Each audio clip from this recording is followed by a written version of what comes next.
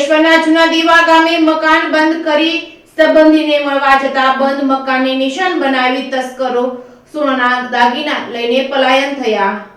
અંકલેશ્વર તાલુકાના જૂના દીવા ગામ ખાતે રહેતા રિયાઝ બાનુ સાજી છેલ્લા 1 મહિનાથી અન્યત્ર રહેતા હતા અને ઘરમાં તેમની સાસુમાં રહેતા હોય અને તેઓ પણ ગત રોજ કોસમડી ખાતે સંબંધીને ત્યાં મળવા ગયા હતા। ત્યાં તકનો લાભ ઉઠાવી રાત્રિના સમયે તસ્કરોએ તેના બંધ મકાનને નિશાન બનાવ્યું હતું। ઘરના દરવાજાનું તાળું તોડી ઘરમાં પ્રવેશ્યા હતા।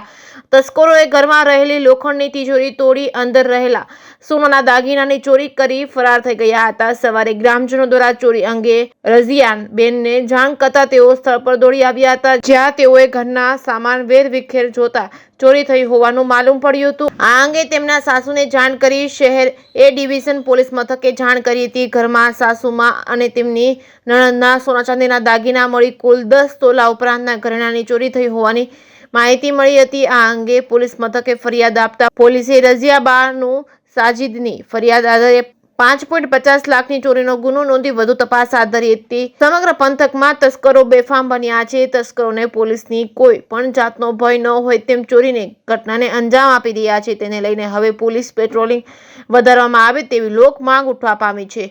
Reporting by Ketan Mehta, Bharuch.